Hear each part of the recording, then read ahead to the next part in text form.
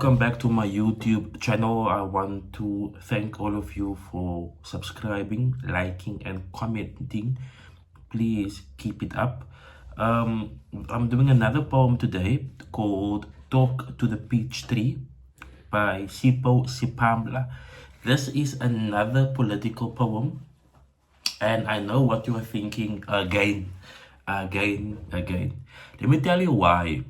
I think, and I can only presume, I think, it is to tell our own stories from an African point of view. I think that's the reason why we have these African poems. It is a way to decolonize, the syllabus. So it is a move away from the Eurocentric view to an Afrocentric view. And it's good that we tell our poems from our perspectives. So yeah, I think I can only assume. So, Talk to the Peach Tree. Classic poem.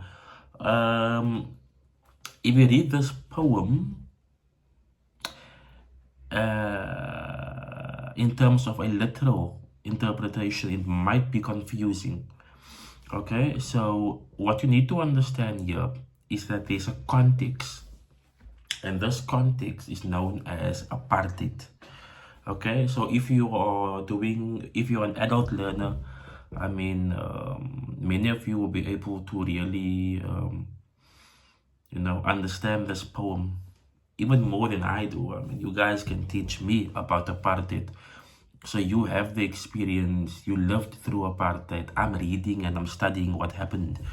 Okay, so it's very different when you experience apartheid. It is called the ethnographic experience. Okay, so Talk to the Peach Tree. Let me read the poem.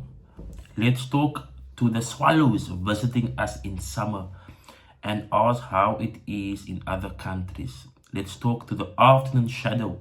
Ask how the day has been so far. Let's raise our pets to our level. Ask them what they don't know of us. Words have lost meaning. Like all notations, they've been misused.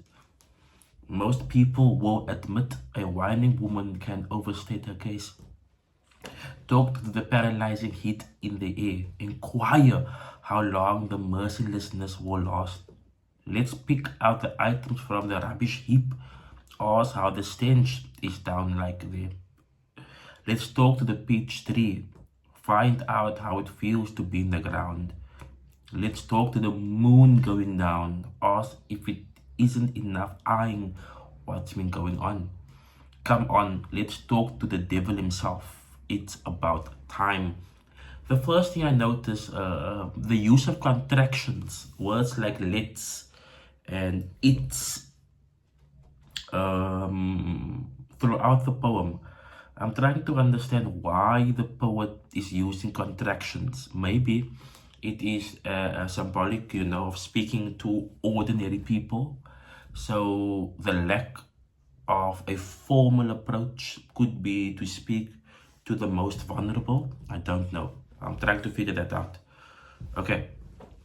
So Talk to the Peach Tree. So this was a tree in Sipamla's garden. Okay. So I want you to think of a tree in his garden. Okay.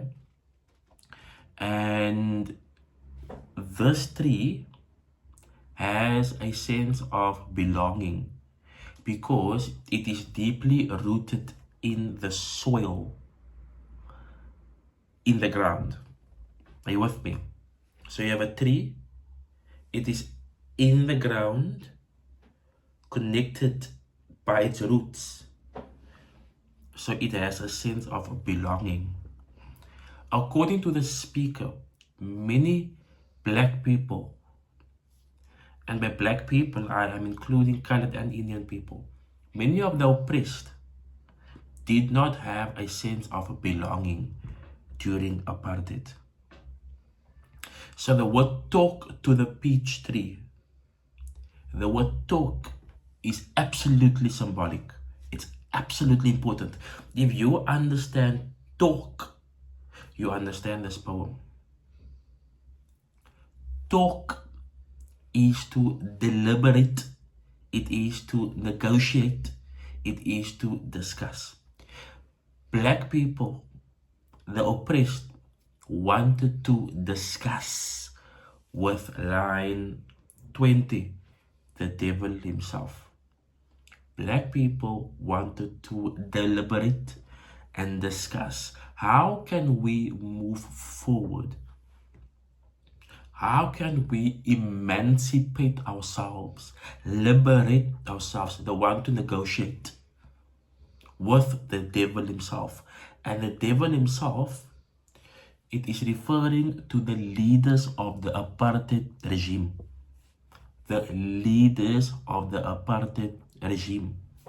The devil himself. Okay?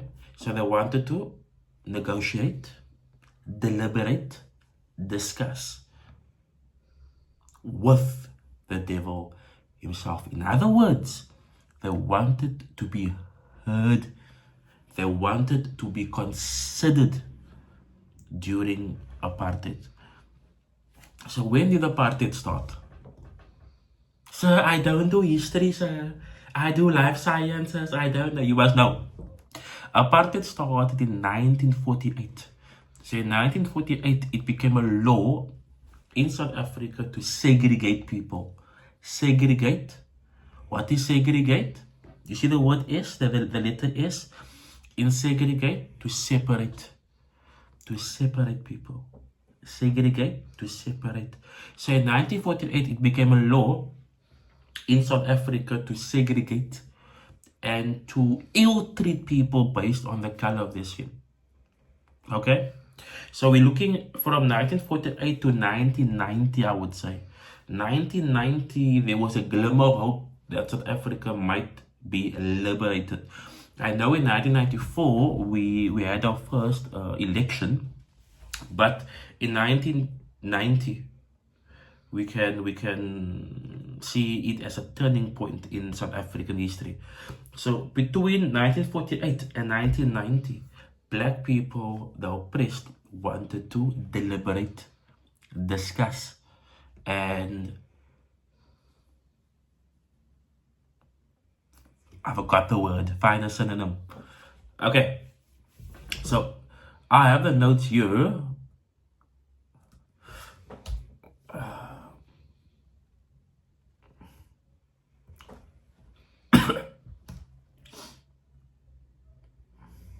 Okay, so if we look at the structure of the poem, it is written as a free verse. And why is that symbolic? So a free verse is a poem that does not have a rhyme scheme. Okay, so what's that symbolic? People might argue it is symbolic as the oppressed wanted to be free, to be liberated, to be emancipated. The idea of a free verse, it is unrestricted. Therefore, people want to be liberated. People want to be heard. People want to be considered. Remember that talk to the peach tree. Discuss to the peach tree. Right? I will explain that to you now. So if I read here, it says, the speaker wittily makes a series of rather odd or absurd. So what is happening here is that because black people or the oppressed were not considered, the speaker is giving us different elements to discuss politics with. Okay, so if we look at the poem, it says, let's talk to the swallows visiting us in summer. A swallow is a bird. Then, let's talk to the shadow. Let's talk to air and to heat. So, the poet is saying that because you do not consider us, because you do not listen to us, we are going to discuss politics with the air or with the heat or with the birds, because it will give us the same result when we speak to you. And many people don't know this. it will provide the same result, and that result is that black people will not be considered. So let's talk to the peach tree. Talk to discuss what? Politics and freedom. Why the peach tree? How does it feel to be in the ground, to have a sense of belonging? Because black people do not have that. Okay?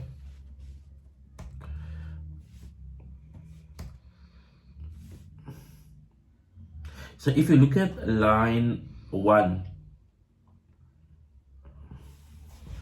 let's talk to the swallows visiting us in summer. So a swallow is a bird, okay? And the idea here is that many birds, right, they migrate when it is winter. Okay, so in South Africa, for example, the moment it's winter, many birds would go to England or to Europe, and then they will return when it is summer again. And this is also symbolic of the colonialism, okay, the idea of settling or invading a space. But the idea here is that because of segregation, what do they know about us? Okay? Because people were segregated, what do the oppressor know about the oppressed? And I think that's the point here.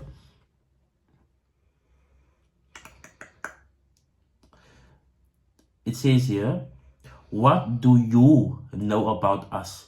During apartheid, there was little or no opportunity to understand or to communicate with people from other races. One group of people was always superior and had a voice, while the other had to remain silent. Okay? It goes on to say here, words have lost meaning, like all notations, they've been misused. So words are becoming futile. When it is futile, it is meaningless. So because black people complained all the time about the system, the systematic oppression, what happens is that later they are not even considered or listened to. It's like a whining.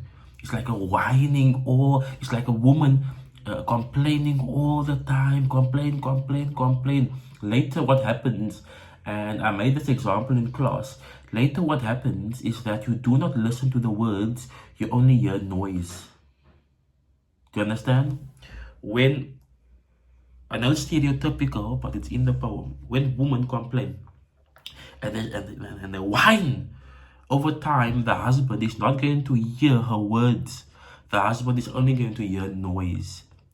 So when black people complained during apartheid about the systematic oppression, not white people, I'm so sorry, the oppressed, in this context, the devil himself heard noise. I also want to emphasize that instead of, liberating or emancipating the people, the devil himself is now putting even more repressive measures in place to oppress people. So when they whine, remember the whining, it is synonymous with a noise. So words, they lose their meaning. Words are sincere. Words are not taken into account. And paradoxical to this, the government becomes even more restrictive instead of listening to the oppressed. Okay, so language has been twisted and used to convey lies, propaganda, and cannot be trusted. So also what is happening is that what is known as propaganda. What is propaganda? Propaganda is when you spread false information about a group of people. So obviously during apartheid, in order to create a division between the superior and the inferior, the superior had to control the media.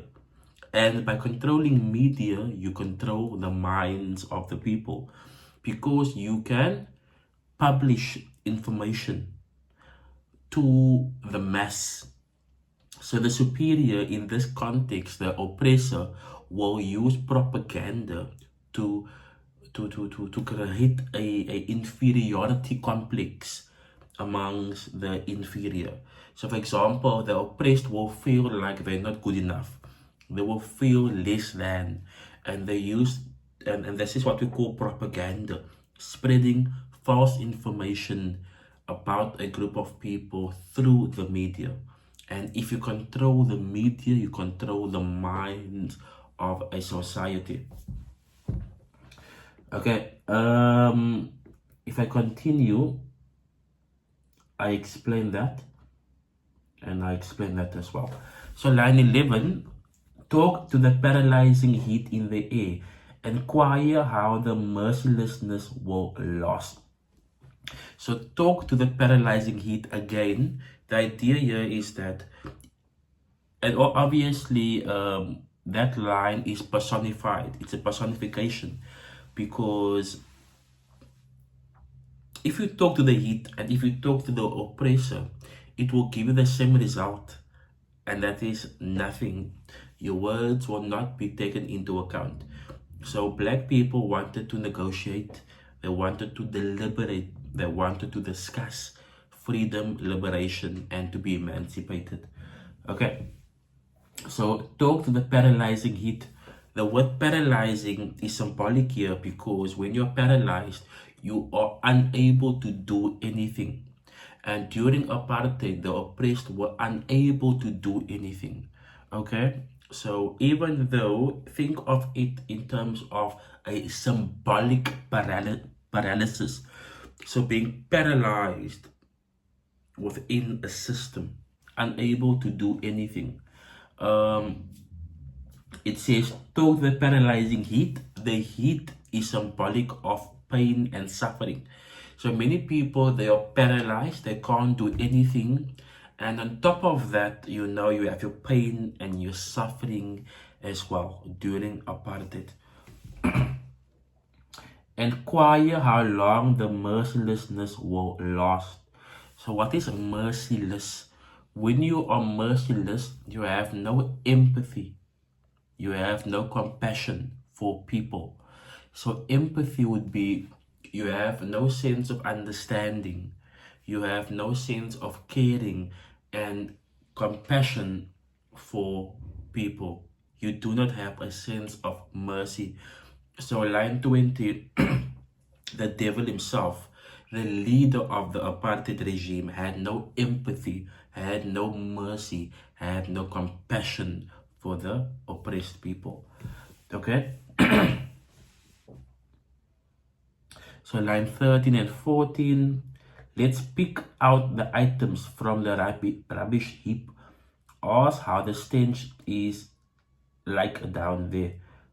So the word rubbish, a very negative connotation, could refer to how the oppressor viewed the oppressed black people as rubbish, okay, as less than, as subhuman. So rubbish is also something that must be thrown away. It must be discarded. It must be obliterated.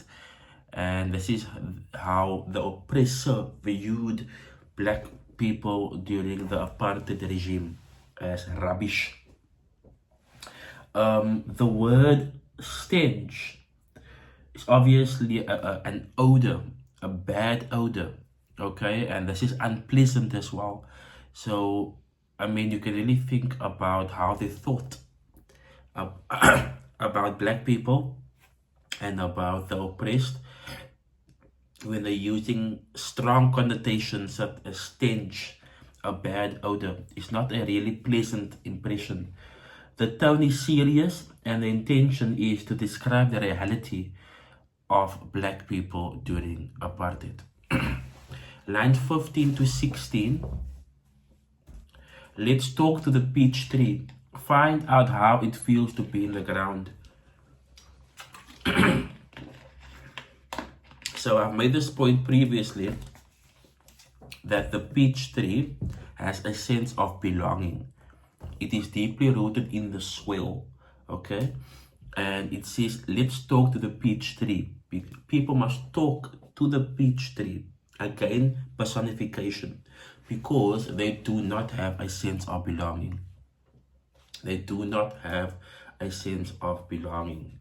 Okay, they are unable to call this their own. So it says here, the peach tree is rooted in a permanent place in the garden. Unlike the other items he proposed with which to have a conversation. The tree will tell him how it feels to be rooted and fruitful in a place you can call your own. Black people did not have a place that they can call their own. So let's talk to the peach tree, given that it has a sense of belonging. Okay. Line 17 to 18. Let's talk to the moon going down. Ask if it isn't enough eyeing what's going on. Again, another personification. Let's talk to the moon going down. So the moon is given the ability to look or to watch. And what the moon is watching, or what the moon is observing from above, is how inhumane the apartheid system treated black people. The moon is looking at the systematic oppression. The moon is looking at segregation. The moon is looking at the atrocities of the apartheid regime. Okay? And this is so ironic because the moon is symbolic of hope. Okay, so when you see the moon, because it provides light, one would argue, and light is symbolic of hope, one might assume that apartheid will come to an end, but not in this context. There is a sense of hopelessness. Okay, the light of the moon will disappear as it goes down. This is symbolic of them losing hope. The moon is personified.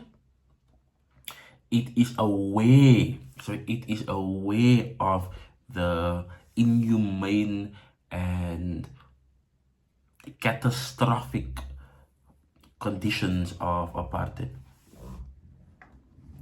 The setting of the moon will lead to daylight. Daylight is symbolic of a new day, new hope. However, the new day does not bring new hope for them. Okay, so we're ending on a very gloomy, pessimistic tone, hopeless tone here. Line 19 to 20. Come on. Now, come on. Give me one tone word there. Come on. Some of you might say inspirational, motivational. It could also be a sense of defiance, and I think this word you need to exploit this word. Whenever someone is standing up for people, the person is defiant. Okay, a sense of defiance. Come on, let's talk to the devil himself. It's about time.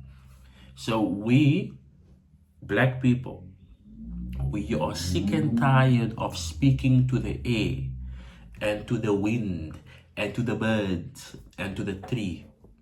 It is now time to speak to the devil himself, the leaders of the apartheid regime. Okay? The time has come to speak directly to the powers who have been oppressing black people for too long, directly. And that word is very important. It is time to speak directly to the oppressor. Okay? I want to read this line to you. Come on, it is an encouraging tone.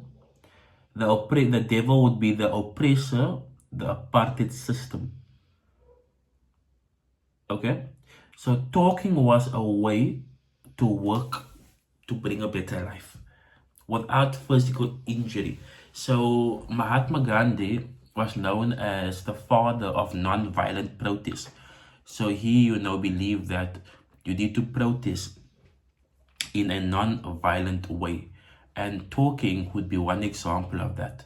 The ability to deliberate and negotiate. The problem is that the other side, because they are not open to discuss, this will lead to violence. And obviously that happened. Okay? So this poem is quite easy. It ends on a defiant, motivational, encouraging tone. The theme here would be life under apartheid, the desire for change. People must see everything from different perspectives. The tone I have here is absurd, cynical, despair, frustration, and conversational. This poem is very easy. Talk to the peach tree. The word talk is symbolic, tree is symbolic, and the poem is symbolic as well. Okay, so if you like this, like, subscribe, and comment. Talk to the peach tree. Cheers.